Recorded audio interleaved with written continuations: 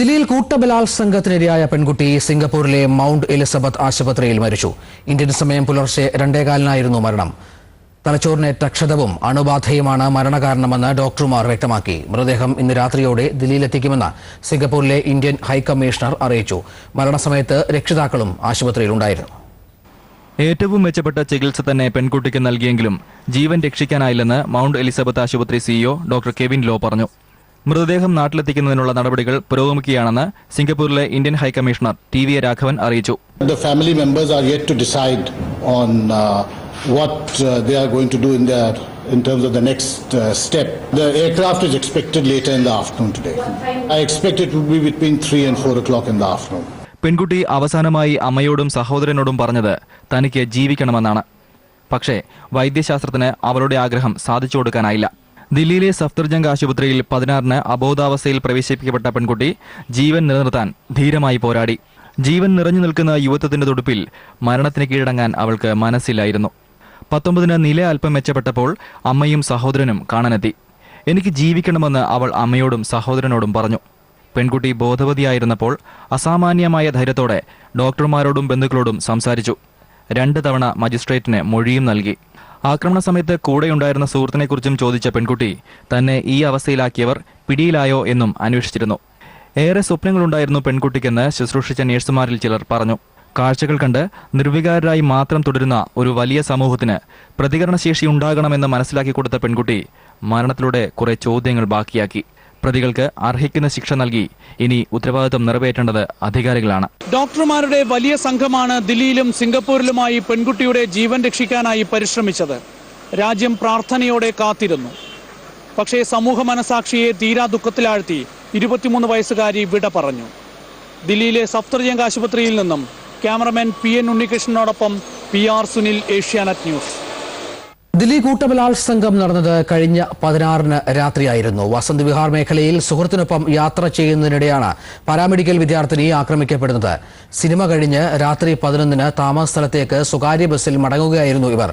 Bus ജീവനക്കാരും സുഹൃത്തുക്കളും അടങ്ങുന്ന 6-അംഗ സംഘം ഇവരെ ആക്രമിച്ചു. സുഹൃത്തിനെ മർദ്ദിച്ച് അവശനാക്കിയ ശേഷം പെൺകുട്ടിയെ കൂട്ടബലാത്സംഗത്തിനിരയാക്കി. 2 മണിക്കൂറിന് ശേഷം ഇരുവരെയും ബസ്സിൽ നിന്ന് പുറത്തേക്ക് വലിച്ചെറിഞ്ഞു. രാത്രി 1:15-ഓടെ പെൺകുട്ടിയുടെ സുഹൃത്ത് പോലീസിനെ വിവരമറിയിച്ചു. പെൺകുട്ടിയെ പോലീസാണ് ദില്ലി സഫ്ദർജംഗ് ആശുപത്രിയിൽ പ്രവേശിപ്പിച്ചത്. പിന്നീടുള്ള ദിവസങ്ങളിൽ ജീവിതത്തോടും മരണത്തോടും മല്ലടിച്ച് പെൺകുട്ടി വെന്റിലേറ്ററിൽ. ആരോഗ്യാവസ്ഥ മെച്ചപ്പെട്ടതിനെ തുടർന്ന് ഒരു ഘട്ടത്തിൽ വെന്റിലേറ്ററിൽ നിന്ന് മാറ്റി. സബ് ഡിവിഷണൽ മജിസ്ട്രേറ്റ് 2 തവണ പെൺകുട്ടിയിൽ നിന്ന് മൊഴി രേഖപ്പെടുത്തിയിരുന്നു. പക്ഷേ പിന്നീട് ആരോഗ്യസ്ഥിതി വീണ്ടും വഷളായി. ആന്തരിക രക്തസ്രാവമാണ് സ്ഥിതി ഗുരുതരമാക്കിയത്. ആന്തരിക അവയവങ്ങൾ മാറ്റിവെക്കൽ ഉൾപ്പെടെ വിദഗ്ധ ചികിത്സയ്ക്കായി 2 ദിവസം മുമ്പ് പെൺകുട്ടിയെ സിംഗപ്പൂരിലെ മൗണ്ട് എലിസബത്ത് ആശുപത്രിയിലേക്ക് മാറ്റുന്നു. വിമാനയാത്രയ്ക്കിടെ പെൺകുട്ടിയുടെ രക്തസമ്മർദ്ദം ഉയരുകയും ഹൃദയാഘാതം ഉണ്ടാവുകയും ചെയ്യുന്നു. അണുബാധ നിയന്ത്രിക്കാനാകാത്തതിനാൽ മൗണ്ട് എലിസബത്ത് ആശുപത്രിയിലെ ഡോക്ടർമാർക്ക് അവയവ മാറ്റിവെക്കൽ ശസ്ത്രക്രിയ നടത്താനാവുന്നില്ല. പെൺകുട്ടിയുടെ നില കൂടുതൽ വഷളായതായും ആന്തരിക അവയവങ്ങളുടെ പ്രവർത്തനം നിലച്ചതായും വെള്ളിയാഴ്ച രാത്രി 8-ന് മെഡിക്കൽ ബുള്ളറ്റിൻ പുറത്തുവരുന്നു. ജീവൻ നിലനിൽക്കുന്നതിന്റെ ലക്ഷണങ്ങൾ മോശമായതായും പെൺകുട്ടി മരുന്നുകളോട് പ്രതികരിക്കുന്നില്ലെന്നും മെഡിക്കൽ ബുള്ളറ്റിനുണ്ടായിരുന്നു. ജീവനു വേണ്ടി ദിവസങ്ങൾ നീണ്ട പോരാട്ടത്തിനൊടുവിൽ പെൺകുട്ടി ശനിയാഴ്ച പുലർച്ചെ 2:15-ന് മരണത്തിന് കീഴടങ്ങി. കൂട്ടബലാത്സംഗ കേസിലെ പ്രതികൾക്കെതിരെ കൊലക്കുറ്റത്തിന് കേസെടുത്തു. പ്രശാന്ത് രഘുവംശം ചേരുന്നു ദില്ലിയിൽ നിന്ന്. പ്രശാന്ത്, കൊലക്കുറ്റം എത്രയും പെട്ടെന്ന് സമർപ്പിക്കാനുള്ള ശ്രമങ്ങളിലാണോ ദില്ലി പോലീസ്?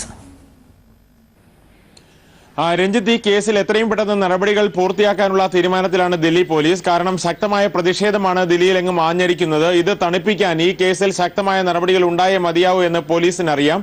ഇന്ന് തന്നെ പോലീസ് വ്യക്തമാക്കിയിരിക്കുന്നത് വ്യക്തമായ തെളിവുകളുണ്ട് ഈ കേസിൽ. അതുകൊണ്ട് തന്നെ എത്രയും പെട്ടെന്ന് ഇതിന്റെ വിചാരണ പൂർത്തിയാക്കാൻ കഴിയും എന്നാണ് പ്രതീക്ഷിക്കുന്നതെന്നാണ്. 1, 2 തീയതികളിൽ കുറ്റപത്രം നൽകാൻ കഴിയും എന്നാണ് പോലീസ് പറയുന്നത്. ഈ കുറ്റപത്രം സമർപ്പിക്കുന്നതിന് നടപടികൾ പൂർത്തിയായി വരികയാണ്. 1000 പേജോളമുണ്ട് കുറ്റപത്രം എന്നാണ് പോലീസ് വൃത്തങ്ങൾ നൽകുന്ന സൂചന. ഇപ്പോൾ തന്നെ പല ശക്തമായ വകുപ്പുകളും ചുമത്തിയാണ് 6 പ്രതികൾക്കെതിരെയും കേസെടുത്തിരിക്കുന്നത്. ഈ 6 പ്രതികളിൽ ഒരാൾ പ്രായപൂർത്തിയാകാത്ത വ്യക്തിയാണ്. ഇപ്പോൾ ഇവർക്കെതിരെ വധശ്രമത്തിന് 376 പ്രകാരം കേസെടുത്തിട്ടുണ്ട്. ഇതോടൊപ്പം തന്നെ 307 പ്രകാരം കേസെടുത്തിട്ടുണ്ട്. ഇതോടൊപ്പം തന്നെ ഇന്ത്യൻ ശിക്ഷാ നിയമത്തിലെ 201 പ്രകാരം തെളിവ് നശിപ്പിക്കൽ, 365 പ്രകാരം തട്ടിക്കൊണ്ടുപോകൽ, 376 പ്രകാരം കൂട്ടബലാത്സംഗം, 377 പ്രകാരം അസ്വാഭാവിക കുറ്റകൃത്യങ്ങൾ, 394 പ്രകാരം കവർച്ചയ്ക്കിടെയുള്ള അക്രമം ഈ വകുപ്പുകൾ ചുമത്തിയിട്ടുണ്ട്. ഇതിന് പുറമെയാണ് ഇപ്പോൾ കൊലക്കുറ്റത്തിനും കൂടി പോലീസ് കേസ് ചുമത്തുന്നത്.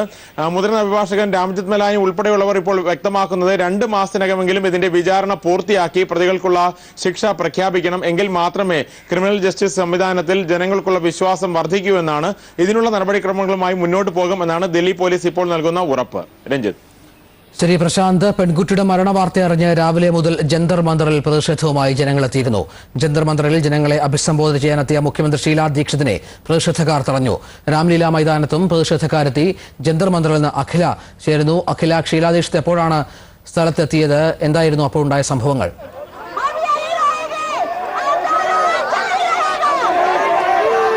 രഞ്ജിത്ത്, ഏകദേശം 2:15 ദില്ലി മുഖ്യമന്ത്രി ഷീലാ ദീക്ഷിത് ജന്തർ മന്ദറിലേക്ക് എത്തിയത്.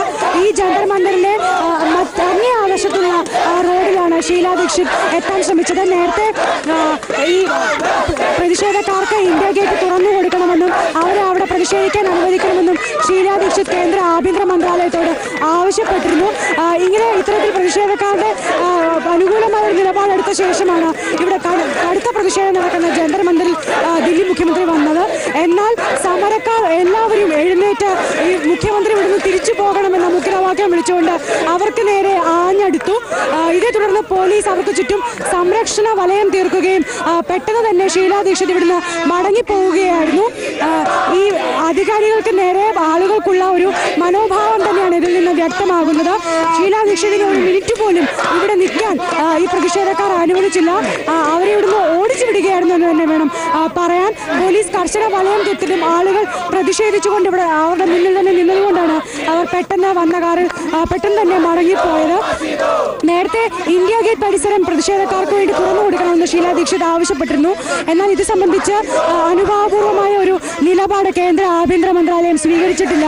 കാരണം ഇന്ത്യ ഗേറ്റ് റൈസീന കുന്ന് ഭാഗത്ത് നേരത്തെ സമരമുണ്ടായപ്പോൾ അക്രമ സംഭവം ഉണ്ടായത് തന്നെയാണ് ഇവർ ഇതിൽ നിന്ന് പിന്തിരിപ്പിക്കുന്നത്.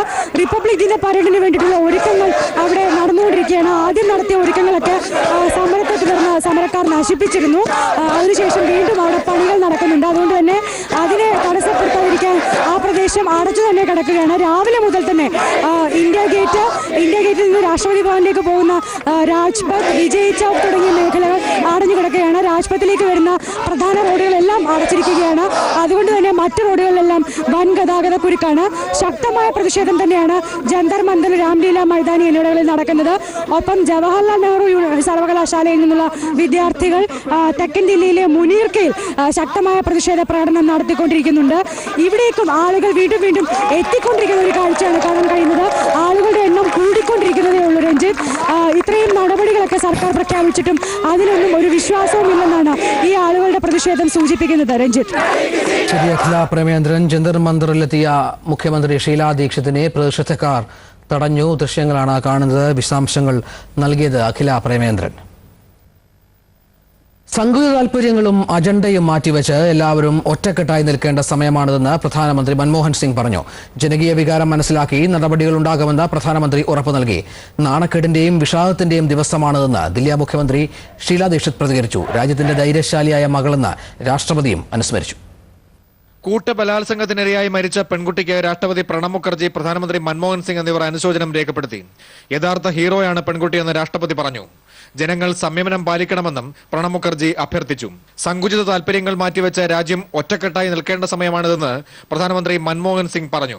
സ്ത്രീകളുടെ സുരക്ഷ ഉറപ്പാക്കുന്നതിന് ശക്തമാക്കുന്നത് അടക്കമുള്ള നടപടികൾ സർക്കാർ സ്വീകരിക്കുമെന്നും പ്രധാനമന്ത്രി വ്യക്തമാക്കി. നാണക്കേടിന്റെ ദിവസമാണിതെന്ന് ദില്ലി മുഖ്യമന്ത്രി ഷീലാ ദീക്ഷിത് പ്രതികരിച്ചു.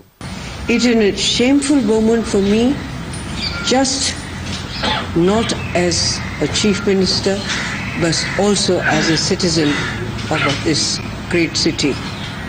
സമൂഹ മനസാക്ഷിയെ ഉലച്ച സംഭവമാണിതെന്ന് BJP നേതാവ് സുഷമ സ്വരാജും രാജ്യം ഇന്ന് ലജ്ജിക്കണമെന്ന് അരുൺ ജെയ്റ്റ്ലിയും പ്രതികരിച്ചു. എയിംസിലെ ഡോക്ടർമാരുടെയും ഡോക്ടർ നരേഷ് ടെഹ്റാന്റെയും നിർദ്ദേശപ്രകാരമാണ് പെൺകുട്ടിയെ വിദേശത്തേക്ക് കൊണ്ടുപോയതെന്ന് ആഭ്യന്തരമന്ത്രി സുശീൽ കുമാർ ഷിൻഡെ അറിയിച്ചു. ഏഷ്യാനെറ്റ് ന്യൂസ്.